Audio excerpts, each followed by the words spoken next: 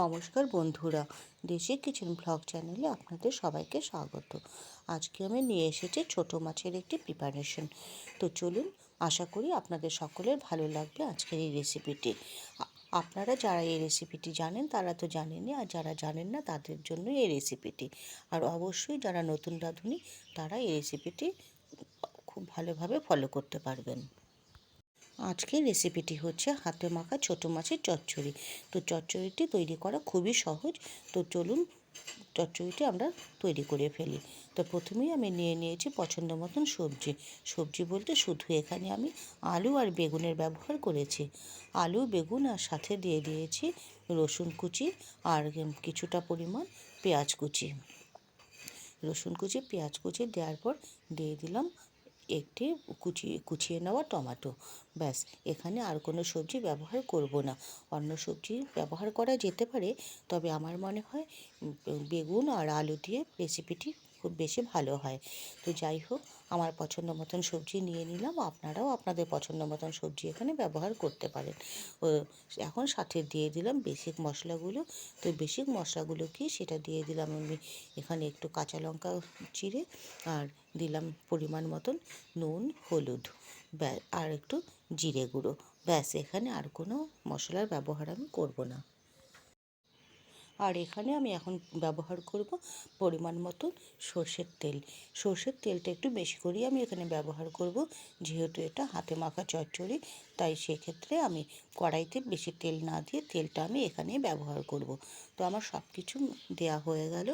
আর এবার আমি এই সবজিটাকে খুব ভালোভাবে মেখে নিচ্ছি, যাতে যত যেসব মশলাগুলো দিয়েছি মশলা এবং তেল খুব ভালোভাবে মাখা হয়।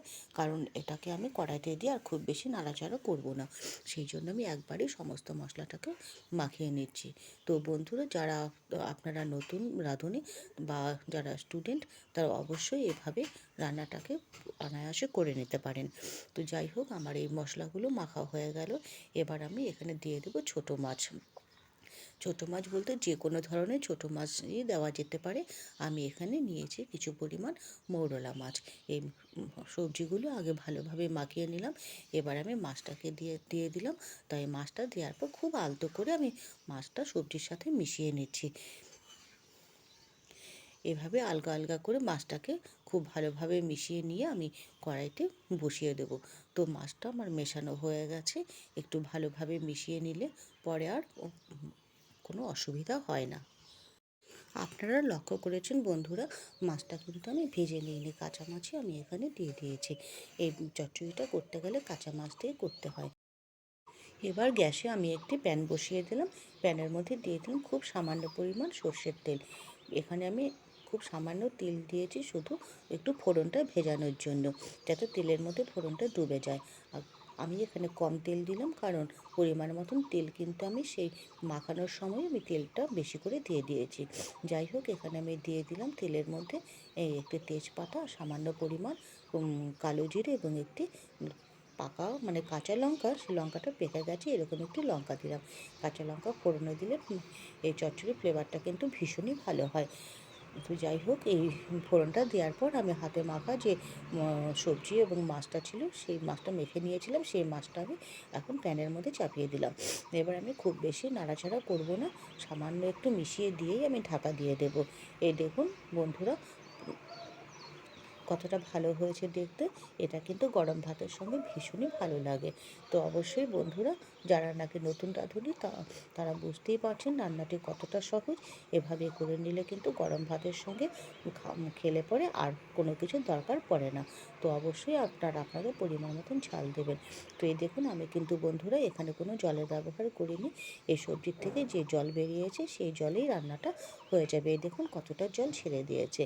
যাই হোক, আমি দেখানোর জন্য ঢাকনাটা সরিয়ে আপনাদেরকে দেখালাম। এবার একটু খুব আলতো করে আবার এই সবজিটাকে উল্টে দিচ্ছি, যেহেতু একটা দিক একটু নরম হয়ে এসেছে। এবার উপর দিকটাও নিচে চলে গেলে উপর দিকটাও এবার নরম হয়ে যাবে।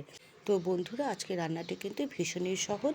তো আমার রেসিপি যদি আপনাদের ভালো লাগে তবে অবশ্যই আমার চ্যানেলটি সাবস্ক্রাইব করে বেল আইকনটি প্রেস করে আমার পাশে থাকবেন, এবং আশা করি সমস্ত রেসিপি আপনাদের কাছে নোটিফিকেশন পৌঁছে যাবে।